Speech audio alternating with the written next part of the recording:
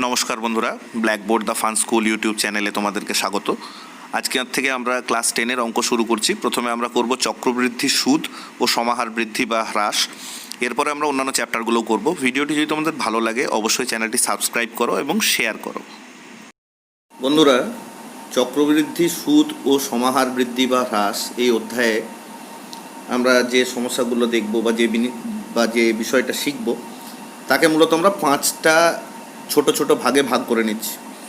কেমন? প্রথম যে জিনিসটা শিখব সেটা হচ্ছে সাধারণ চক্রবৃদ্ধি, তারপরে শিখব চক্রবৃদ্ধির পর্ব, তারপরে পরিবর্তনশীল চক্রবৃদ্ধি, ভাঙা পর্বের চক্রবৃদ্ধি এবং সমাহার বৃদ্ধি বা হ্রাস।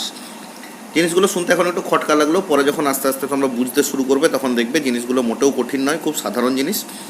তো প্রথমে আমরা যে জিনিসটা শিখে নেব সেটা হচ্ছে সাধারণ চক্রবৃদ্ধি। কেমন? তো প্রথমেই সাধারণ চক্রবৃদ্ধিতে যাওয়ার আগে আমরা একটু পুরনো জিনিসটা মনে করে নেওয়ার চেষ্টা করি। আমরা যখন সরল সুদ এর আগে করেছিলাম, সরল সুদ জিনিসটা কি না, কোনো একটি আসল যদি পি হয়, পি সমান আসল বা মূলধন যদি হয়, কেমন, এবং আর যদি সুদের হার হয় এবং পি যদি সময় হয় কিসের, সেক্ষেত্রে সরল সুদ কি হতো আমাদের না, P into R into T by 100। কেমন? এইটা ছিল আমাদের সরল সুদের ফর্মুলা। মানে কীরকম, যদি আমার 100 টাকা মূলধন হয় এবং সেটা যদি 5% হারে 2 বছর তুমি কোনো ব্যাংকে জমা রাখো, তাহলে সেক্ষেত্রে তুমি সুদ কত পাবে না, 100 ইন্টু 5 ইন্টু 2 বাই 100 মানে 10 টাকা। কেমন? কত পাচ্ছিলাম আমরা? 10 টাকা। এইটা ছিল আমাদের সরল সুদের হিসাব। ঠিক আছে? তো আমরা 100 টাকায় 5% হারে 2 বছরের সুদ যেটা 10 টাকা পাচ্ছিলাম, সেটা আমরা কিভাবে পাচ্ছিলাম না, তখন ক্যালকুলেশনটা হচ্ছিল না 100 টাকার 5% হারে প্রথম বছরের সরল সুদ, সেটা কত না, পি আর টি বাই 100, যেখানে পি মানে 100, আর মানে 5, টি মানে 1 বছর অর্থাৎ 1 এবং বাই 100 মানে হচ্ছে 5 টাকা। তার সাথে আমরা কি যুক্ত করেছিলাম না, ওই 100 টাকারই ওই একই 5% হারে দ্বিতীয় বছরের সরল সুদ, অর্থাৎ টাকাটা প্রথম বছরে আমাদেরকে দিচ্ছিল 5 টাকা সুদ, আবার দ্বিতীয় বছরে একই রকমভাবে আমরা পাচ্ছিলাম আরও 5 টাকা সুদ। তো মোট আমরা কত সুদ পাচ্ছিলাম 2 বছরের শেষে না, এই 10 টাকা। কিন্তু বাস্তবে যখন আমরা ব্যাংকে বা অন্য কোনো প্রতিষ্ঠানে টাকা জমা রাখি বা সেখান থেকে ঋণ নিই, তখন কিন্তু সুদের ক্যালকুলেশন এই সরল সুদের পদ্ধতিতে হয় না, সেটা একটু আলাদা রকমভাবে হয়। কিভাবে হয় না, সেটাই চক্রবৃদ্ধি হারে হয়। তাহলে আমাদের বুঝতে হবে চক্রবৃদ্ধি জিনিসটা কি। তো এবার আমরা বুঝে নেব যে সেই চক্রবৃদ্ধি জিনিসটা কি রকম। তো বোঝার সুবিধার্থে তোমরা মনে রাখার চেষ্টা করো যে চক্রবৃদ্ধি সুদ মানে হচ্ছে কিন্তু আসলে সুদের উপরে সুদ। চক্রবৃদ্ধি সুদ মানে আসলে সুদের উপরে সুদ। ব্যাপারটা কীরকম একটু বুঝিয়ে বলি। দেখো, প্রথমে আমরা যখন সরল সুদের ক্যালকুলেশন করছিলাম তখন 100 টাকার উপরে 5% হারে 1 বছরে আমরা সুদ পেতাম কত না, 5 টাকা। কেমন? তাহলে প্রথম বছরের শেষে আমার সবৃদ্ধি মূল অর্থাৎ সুদে আসলে কত টাকা হবে না, 100 টাকা আসল বা মূলধন, তার সাথে 5 টাকা সুদ মিলে মোট হলো 105 টাকা। কেমন? তো প্রথম বছরের শেষে এই যে 105 টাকাটা দাঁড়ালো, দ্বিতীয় বছরের শুরুতে যখন ক্যালকুলেশন শুরু হবে তখন কিন্তু এই 105 টাকাটাকে আমরা মূলধন হিসাবে ধরবো। মানে এখন আর 100 টাকার উপর সুদ পাওয়া যাবে না, এখন এই 105 টাকা যেটা প্রথম বছরের শেষে সবৃদ্ধি মূল তার উপরে সুদ পাওয়া যাবে। অর্থাৎ দ্বিতীয় বছরের শুরুতে মূলধনের অ্যামাউন্ট বা পরিমাণ কত দাঁড়িয়ে গেল, 105 টাকা। তাহলে দ্বিতীয় বছরে 105 টাকার উপর আমরা 5% হারে সুদ পাওয়া যাবে। দ্বিতীয় বছরে এই 105 টাকাটার উপর 5% হারে সুদ পাওয়া যাবে। অর্থাৎ প্রথম বছরের শেষে যা আমাদের সুদে মূলে টাকা হলো, অর্থাৎ প্রথম বছরের শেষে আমাদের সুদে মূলে যে টাকাটা হলো সেটাই কিন্তু আমাদের দ্বিতীয় বছরের শুরুতে মূলধন হয়ে গেল। কেমন? অর্থাৎ দ্বিতীয় বছরের শেষে মোট সুদ আমরা কত পাবো না, দ্বিতীয় বছরের শেষে আমরা সুদ পাবো এই 105 টাকা যেটা সুদে আসলে দাঁড়িয়েছিল তার উপরে 5% হারে সরল সুদ। এখন এই 105 টাকার সুদটা মানে কি না, 100 টাকার উপর সরল সুদ প্লাস 5 টাকার উপর সরল সুদ। প্রথমে আমরা যখন দেখো 100 টাকার উপর সরল সুদের ক্যালকুলেশন করছিলাম একটু আগেই, তখন আমরা কি করছিলাম, তখন আমরা শুধু এইটা পাচ্ছিলাম, 100 টাকার উপর সরল সুদটুকু পাচ্ছিলাম। এই প্রথম বছরের যে সরল সুদ 5 টাকা পেয়েছি তার উপর কিন্তু দ্বিতীয় বছরে আর কোনো সুদ পেতাম না সরল সুদের ক্ষেত্রে। এক্ষেত্রে কিন্তু প্রথম বছরের যে সুদ এই 5 টাকা, এই 5 টাকার উপর কিন্তু দ্বিতীয় বছরে আবার 5% হারে আমরা সুদ পাবো। কাজেই চক্রবৃদ্ধি সুদে এইটা কিন্তু আমাদের একটা বাড়তি পাওনা, ওই জন্য চক্রবৃদ্ধি সুদে টাকা তাড়াতাড়ি বাড়ে। কেমন, আমরা যখন সরল সুদ করতাম তখন কি করতাম না, প্রতি বছর একটা নির্দিষ্ট অ্যামাউন্টের টাকা সুদ হিসেবে জমা হতো। সেটা কতটা না, সেটা PRT/100, এই পরিমাণ টাকা প্রতি বছর জমা হতে থাকতো। এইটা মনে করো আসলের সাথে প্রতি বছর এই পরিমাণ টাকা যোগ হতে থাকতো। আসলটা কিন্তু পরিবর্তন হতো না, একই থাকতো। কিন্তু চক্রবৃদ্ধিতে কি হচ্ছে না, প্রথম বছরে এইটা আসল, তার সাথে এই পরিমাণ সুদ যুক্ত হয়ে গিয়ে আসলটা কি হলো না, আসলটা বেড়ে এতটা হয়ে গেল। কারণ এই আসলের সাথে প্রথম বছরের সুদ যুক্ত হয়েছে, ফলে আসলটা আকারে বেড়ে গেল। এর সাথে তাহলে সুদ কি যুক্ত হবে, আবার কিছুটা সুদ যুক্ত হবে দ্বিতীয় বছরের শেষে এর সাথে আবার কিছু পরিমাণ সুদ যুক্ত হবে। দ্বিতীয় বছরের শেষে গিয়ে দেখা যাবে এই দুটো মিশে গিয়ে আসলের পরিমাণ আরও বড় হয়ে গেছে। কেমন, এইভাবে ক্রমাগত আসলটা বাড়তে থাকবে, এবং আসল বাড়ছে বলে কি মোট সুদের পরিমাণও বাড়তে থাকবে। আমরা তাহলে আসলে কি পাবো না, প্রথম বছরে যে সুদটা পেয়েছি দ্বিতীয় বছর সেই সুদের উপরে সুদ পাবো, দ্বিতীয় বছরে যে সুদটা পেয়েছি সেই সুদটা মূলধনের সাথে যুক্ত হয়ে যাওয়ায় তৃতীয় বছরে এই সুদের উপর সুদ পাবো। এইভাবে যেহেতু সুদের উপরে সুদ পাচ্ছি, তাই চক্রবৃদ্ধিকে সুদের উপর সুদ বলা হয়। কেমন, এইটা মনে রাখার জন্য তোমরা মনে রাখতে পারো যে চক্রবৃদ্ধি মানে সুদের ওপরে সুদ। কেমন, এখন আমরা মনে করছি যে ধরো P পরিমাণ মূলধন আছে, P টাকা মূলধন আছে। কেমন, এবং সুদের হার হচ্ছে R%। ঠিক আছে, তাহলে এই P টাকার উপর R% হারে এক বছরের শেষে কত টাকা আমরা সুদ পাবো না, ওই একই ফর্মুলা PRT/100 সমান কি হবে না, Pটা P থাকবে, Rটা Rই থাকবে, Tটা 1 হয়ে যাবে। কারণ কি না, আমরা এক বছরের সুদ হিসাব করছি, তাহলে টোটাল কত দাঁড়াবে যে এক বছরের শেষে সুদ দাঁড়াবে PR/100। কেমন, তাহলে P ছিল আমার আসল, তার সাথে সুদ যুক্ত হলো কত না PR/100। কেমন, তাহলে আমার প্রথম বছরের শেষে সবৃদ্ধি মূল কত না, আমার প্রথম বছরের শেষে সবৃদ্ধি মূল কত না, P প্লাস PR/100 সমান, আমি P কমন নিয়ে লিখতে পারি 1 প্লাস R/100। কেমন, তাহলে আমার প্রথম বছরের শেষে সবৃদ্ধি মূল কোনটা দাঁড়ালো না, P × 1 প্লাস R/100। কেমন, তাহলে আমার দ্বিতীয় বছরের শুরুতে কেমন আমার মূলধন কত হবে, মূলধন যেটা প্রথম বছরের শেষে আমার সবৃদ্ধি মূল, অর্থাৎ P × 1 প্লাস R/100। এইটা হচ্ছে আমার দ্বিতীয় বছরের শুরুতে মূলধন। দ্বিতীয় বছরে কিন্তু আমি এই টাকাটার উপর আবার R% হারে সুদ পাবো। তাহলে এক্ষেত্রে আমার সুদ কত হবে, একই ফর্মুলা PRT/100, কিন্তু এখানে এই P এর জায়গায় কোনটা বসবে, P এর জায়গায় এই গোটা সংখ্যাটা বসবে, কারণ আমরা দ্বিতীয় বছরে কিন্তু এই গোটাটার উপর R% হারে সুদ পাচ্ছি। তাহলে আমার দ্বিতীয় বছরের শেষে আমার সুদ কত, সেটা হবে P এর জায়গায় লিখবো আমরা P × 1 plus R/100 × R × T/100। কেমন, এইটা হচ্ছে আমার দ্বিতীয় বছরের শেষে মোট সুদ। কেমন? তা দ্বিতীয় বছরের শুরুতে আমার মূলধন কি ছিল? এইটা ছিল আমার দ্বিতীয় বছরের শুরুতে মূলধন, এবং এইটা যেটা পেলাম আমি দ্বিতীয় বছরের শেষে মোট সুদ। তাহলে আমার দ্বিতীয় বছরের শেষে আমার মোট সবৃদ্ধিমূল কি হবে? সেটা হবে এই আসলটার সাথে এই সুদটা যোগ হবে। এই যে আসলটা P × 1 + R/100, এই আসলের সাথে এই সুদটা যোগ হবে। তাহলে আমরা দেখি এখানে যোগ হলে কি হয়, না আমরা যোগ হলে কি হয় সেটা একটু দেখে নিই।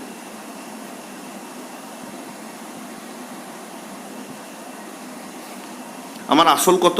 আসল হচ্ছে P × 1 + R/100, তার সাথে সুদ যোগ করছি কি, এইটা আমার সুদ P × 1 + R/100 into R into T/100।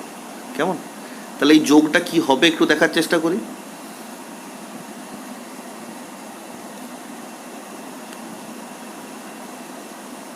এখানে দেখো দুটোতেই, এই আসলে এবং সুদে দুটোতেই কিন্তু P × 1 + R/100 এটা কমন। কেমন? তাহলে আমি এই দুটো সংখ্যা থেকে এইটা কমন নিতে পারি। দেখি কমন নিয়ে কি দাঁড়াচ্ছে। কমন নিয়ে দাঁড়াবে P × 1 + R/100, এইটা আমি দুটো সংখ্যা থেকেই কমন নিয়ে নিলাম। আমার বাকি কি পড়ে থাকলো? বাকি পড়ে থাকলো এইটার জন্য 1, আর এইটার জন্য কি পড়ে থাকবে না R/100। তার কারণ কি না, দ্বিতীয় বছরেও তো আমি টিটা আমার 1, কারণ আমি 1 বছরের সুদ ক্যালকুলেশন করছি। কেমন? কাজেই আমার এইটা হলো 1 + R/100। তাহলে আমার টোটাল সংখ্যাটা কি দাঁড়ালো না P × দেখো 1 + R/100 ইন্টু 1 + R/100, অর্থাৎ 1 + R/100 হোল স্কোয়ার। কেমন? তাহলে দেখো 2 বছরের শেষে সবৃদ্ধিমূল কি না P + 1 + R/100 তার হোল স্কোয়ার। তাহলে আমার 3 বছরের শেষে সবৃদ্ধিমূল কি আসতো? ক্যালকুলেশন করলে দেখতে পাবে এই 2টা পাল্টে তখন 3 হয়ে যেত। কেমন? এইভাবে 4 বছরের শেষে কি হতো? এই 3টা পাল্টে এখানে 4 হয়ে যেত। কাজে এইভাবে যদি চলতে থাকে তাহলে n বছরের শেষে মোট সবৃদ্ধিমূল কত হবে না, n বছরের শেষে সবৃদ্ধিমূল হবে আমার P × 1 + R/100 whole to the power n, যেখানে P কি? P হচ্ছে মূলধন, R কি? R হচ্ছে সুদের হার, এবং n কি? n হচ্ছে কিন্তু সময়, টাকাটা কত বছর ধরে খাটছে বা আমি কত বছরের জন্য ঋণ নিয়েছি। কেমন? তাহলে এই Pটা কি? Pটা হচ্ছে আমার মূলধন। কেমন? Rটা কি না সুদের হার, আর এই nটা কি? nটা কিন্তু সময়। কেমন? তাহলে আমরা এই নতুন ফর্মুলাটা পেলাম কিসের না চক্রবৃদ্ধি হারের সবৃদ্ধিমূল। কেমন? চক্রবৃদ্ধি হারের সবৃদ্ধিমূল। কিন্তু এই সবৃদ্ধিমূল কথাটাকে চক্রবৃদ্ধির ক্ষেত্রে একটা নতুন শব্দ হিসেবে, মানে একটা নতুন শব্দ দিয়ে প্রকাশ করা হয়, সেটাকে বলা হয়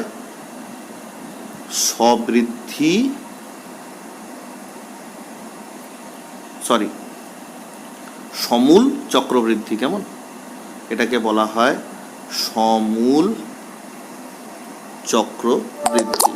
কাজেই চক্রবৃদ্ধি সুদের অঙ্ক করতে গিয়ে যখনই তোমরা সমূল চক্রবৃদ্ধি কথাটা দেখবে, সেটার মানে কি বুঝবে? সেটার মানে বুঝবে যে একটি নির্দিষ্ট সময় পরে চক্রবৃদ্ধি হারে বেড়ে একটা নির্দিষ্ট মূলধন সুদে আসলে অর্থাৎ সবৃদ্ধি মূলে যে পরিমাণ দাঁড়ায় সেটাকেই আমরা বলবো সমূল চক্রবৃদ্ধি। অর্থাৎ আমরা সমূল চক্রবৃদ্ধির কি ফর্মুলা শিখলাম P × 1 + R/100 whole to the power n। এই ফর্মুলাটাকে কাজে লাগিয়ে প্রয়োগ 3, 4, 5 এবং কোষে দেখি 6.1-এর 1, 2, 3, 4, 6, 7, 8, 16, 20 এই সব অঙ্কগুলোই করা যাবে। কেমন? আমরা দুটো একটা অঙ্ক করে দেখি যে সত্যি সত্যি করা যাচ্ছে কি যাচ্ছে না। কেমন? এখন কোষে দেখি 6.1-এর 6 নম্বর অঙ্কটা আমরা দেখছি। এখানে বলছে ছন্দাদেবী বার্ষিক 8% চক্রবৃদ্ধি সুদের হারে কিছু টাকা 2 বছরের জন্য ধার করেন। চক্রবৃদ্ধি সুদ 2496 টাকা হলে ছন্দাদেবী কত টাকা ধার করেছিলেন। অর্থাৎ এখানে কি কি বলে দিচ্ছে, এখানে বলে দিচ্ছে সুদের হার 8%, কত বছরের জন্য ধার নিয়েছেন উনি, 2 বছর, অর্থাৎ n = 2। চক্রবৃদ্ধি সুদ কতটা, উনি কত টাকা সুদ দিয়েছেন 2 বছরের শেষে, 2496 টাকা। কিন্তু উনি কত টাকা ধার নিয়েছেন, অর্থাৎ মূলধন কত সেটা বলে দেওয়া নেই, সেটাই আমাদেরকে কিন্তু এখানে বার করতে হবে। কেমন? তো আমরা ধরে নিচ্ছি যে উনি x টাকা ধার নিয়েছিলেন, তাহলে এই x টাকার 2 বছরে সমূল চক্রবৃদ্ধি কত হবে না, আমরা ফর্মুলাটা জানি, p × 1 + r/100 whole to the power n, এইটা আমাদের ফর্মুলা। অর্থাৎ এই x টাকার 2 বছরের শেষে সমূল চক্রবৃদ্ধি কী হবে না, p এর জায়গায় x বসবে, r এর জায়গায় 8 বসবে এবং n এর জায়গায় 2 বসবে।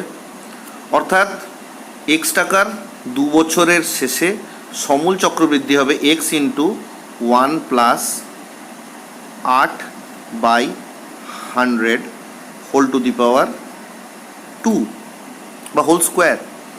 এটা কি না সমূল চক্রবৃদ্ধি। কেমন? কিন্তু অঙ্কে বলা আছে সুদ এতটা 2496 টাকা, আর এইটা আমাদের কি, এইটা আমাদের সুদে মূলে। কেমন? তাহলে এর থেকে যদি আমি আসলটা বাদ দিয়ে দিই তাহলে আমার শুধু সুদটা পড়ে থাকবে। তাহলে আসল কত ছিল না, x টাকা আসল, x টাকা মূলধন, x টাকা বাদ দিয়ে দিলাম, তাহলে আমি কি পড়ে থাকলো না, শুধু সুদটা।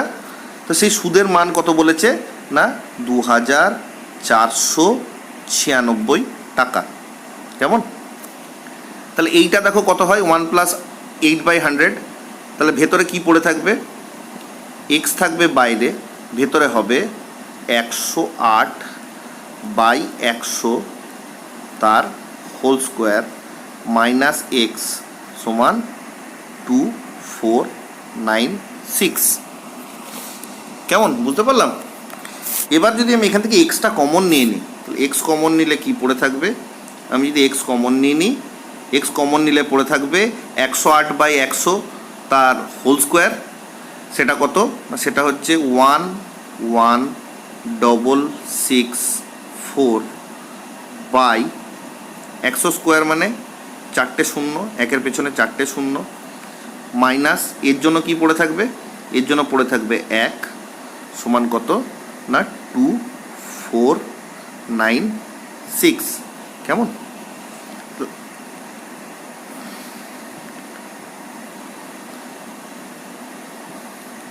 তাহলে আমরা বিয়োগটা করি, বিয়োগ করলে কি হবে না x ইন্টু, এই বিয়োগটা করলে আমরা পাবো 1664/10,000 সমান 2496। তাহলে আমি এখান থেকে x বার করতে পারি, তাহলে x সমান কি হবে না 2496 ইন্টু 10,000/1664। তাহলে ক্যালকুলেশনটা কি দাঁড়াবে আমরা দেখি।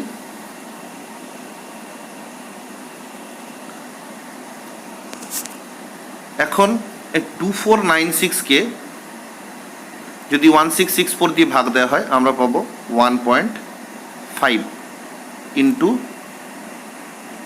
10,000 সমান কত হবে, এটা হবে আমার 15,000। অর্থাৎ x এর মান কি পেলাম 15,000। অর্থাৎ এখান থেকে আমরা কি বলতে পারি যে ছন্দাদেবী কত টাকা ধার নিয়েছিলেন না উনি 15,000 টাকা ধার নিয়েছিলেন। কেমন? অঙ্কটা বোঝা গেল? এরপর আমরা কোষে দেখি 6.1-এর 20 নম্বর অঙ্কটা করার চেষ্টা করি। এখানে কি বলছে যে যদি 60,000 টাকার 2 বছরে সমূল চক্রবৃদ্ধি 69,984 টাকা হয় তবে বার্ষিক সুদের হার হিসেব করে লিখি। অর্থাৎ এখানে কি কি বলে দেওয়া আছে, বলে দেওয়া আছে পি বা মূলধন সমান 60,000 টাকা, এন বা সময় হচ্ছে 2 বছর, এবং সমূল চক্রবৃদ্ধি হচ্ছে 69,984 টাকা। আমাদেরকে জানতে চাওয়া হয়েছে সুদের হার কত, অর্থাৎ আর কত। তা আমরা আবার ফর্মুলাটাতে ফিরে যাই। সমূল চক্রবৃদ্ধি মানে P into 1 plus R by 100 whole to the power n. তাহলে এখানে পি এর জায়গায় কত বসাবো? পি এর জায়গায় বসাবো 60,000। 1 প্লাস আর এর মান জানি না, আর বার করতে হবে। এন এর মান কিন্তু আমরা জানি 2। এইটার মান কত? এটার মান হচ্ছে 69984। কেমন? এটা হচ্ছে 69984।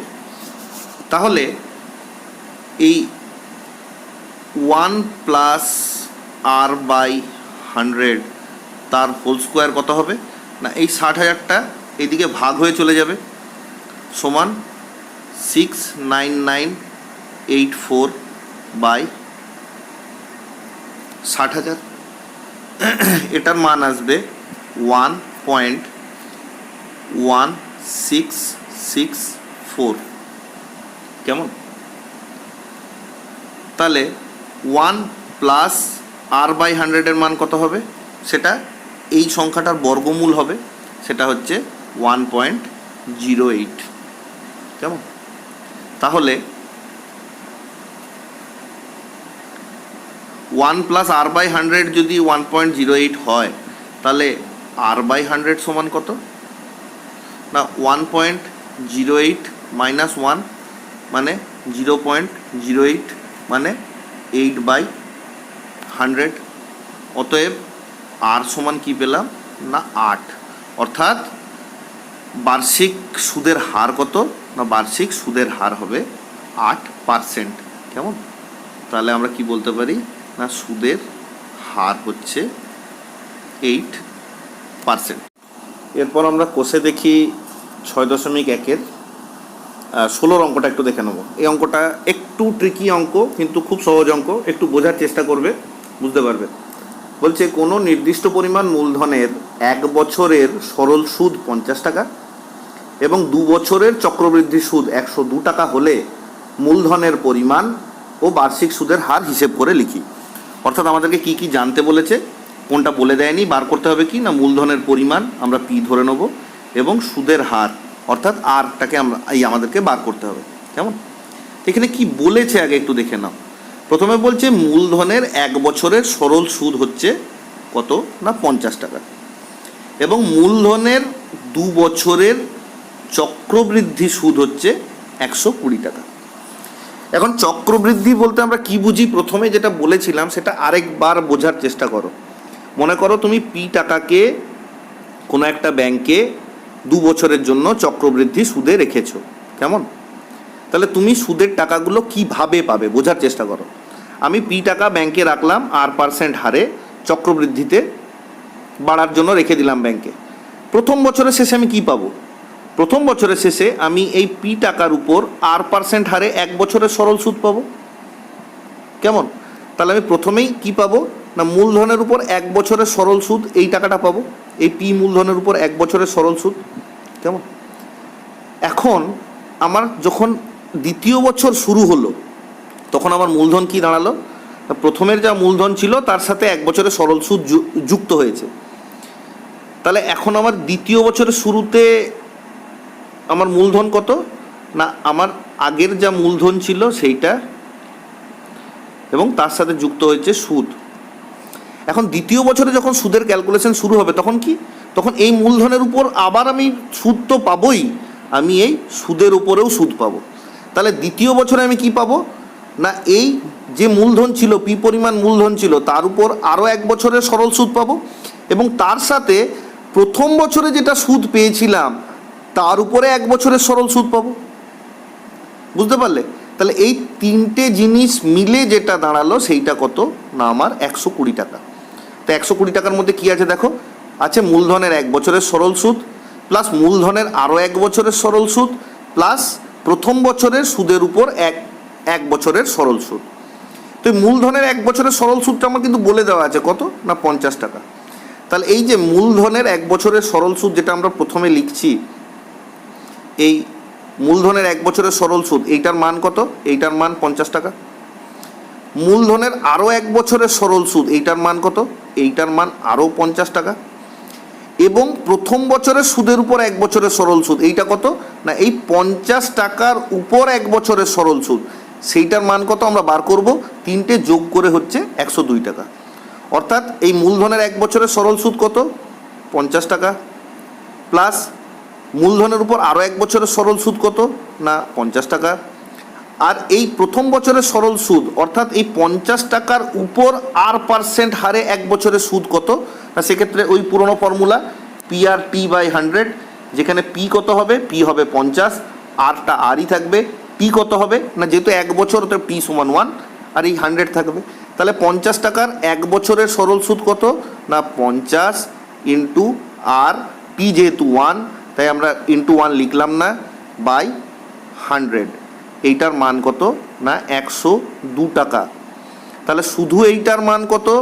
না 102 থেকে আমি এই 50 50 100 বিয়োগ দিয়ে দেবো, অর্থাৎ কত পড়ে থাকবে? শুধু 2 টাকা। তাহলে আমার কি থাকলো? না 50R বাই 100 সমান 2 টাকা। কেমন? তাহলে এখান থেকে আমি আর এর মান কি পাবো? না 100 ইন্টু 2 বাই 50 সমান কত হবে? না 4 টাকা। কেমন? এই 50 আর 100 কেটে 2 হবে, 2 ইন্টু 2 করে 4 হবে। কেমন? তাহলে আমার কি বেরোলো? সুদের হার বেরিয়ে গেল কিন্তু আমার 4%। কেমন? আমাকে এইটা বার করতে দিয়েছিল যে আমার সুদের হার কত। ঠিক আছে, এরপর আমাকে কোনটা বার করতে হবে? এরপর আমাকে বার করতে হবে পি। দেখে নি সেটা কীভাবে বার করবো, সেটা খুব সহজে বেরিয়ে যাবে। কেমনভাবে বেরোবে? না পি মূলধনের উপর 1 বছরের সরল সুদ কত ছিল? পি মূলধনের উপর 1 বছরের সরল সুদ কত ছিল? 50 টাকা। তার মানে পি ইন্টু আর ইন্টু 1, টি এর জায়গায় 1 বাই 100, এইটার মান কত? না 50। আমি পি এর মান জানি না, কিন্তু এখন আমি আর এর মান জেনে গেছি, আর এর জায়গায় আমি 4 বসাতে পারি। তাহলে কি লিখবো? পি ইন্টু 4 বাই 100 সমান কত? না 50। কেমন? তাহলে এখান থেকে আমরা পি এর মান বার করতে পারবো না? এখান থেকে আমরা পি এর মান খুব সহজেই বার করে নিতে পারবো। কিভাবে? না অতএব পি সমান 50 ইন্টু 100 বাই 4, এটা কেটে হয়ে গেল 25, 25 ইন্টু 50 মানে হচ্ছে 1250। অর্থাৎ মূলধন কত ছিল? মানে 1250 টাকা। মানে এখানে কোয়েশ্চেনে কি বলেছিল? না কত মূলধনের উপর? না 1250 টাকা মূলধনের উপর। কত পার্সেন্ট হারে? না এই 4% হারে। এক বছরের সরল সুদ 50 টাকা হবে এবং 2 বছরের চক্রবৃদ্ধি সুদ 102 টাকা হবে। আশা করি তোমরা বুঝতে পেরেছো। এই একই ফর্মুলা ইউজ করে যে বিভিন্ন প্রয়োগগুলো রয়েছে এবং কোষে দেখি 6.1-এর প্রথম দিকের সমস্যাগুলো রয়েছে, সেগুলো তোমরা নিজে নিজে চেষ্টা করো। যদি কারোর কোনো কিছু আটকে যায়, কোনো বিশেষ অঙ্ক যদি আটকে যায়, কমেন্ট সেকশনে তোমরা উল্লেখ করতে পারো। আমি পার্টিকুলারলি সেই অঙ্কটা সলভ করে তোমাদেরকে দেখানোর চেষ্টা করব।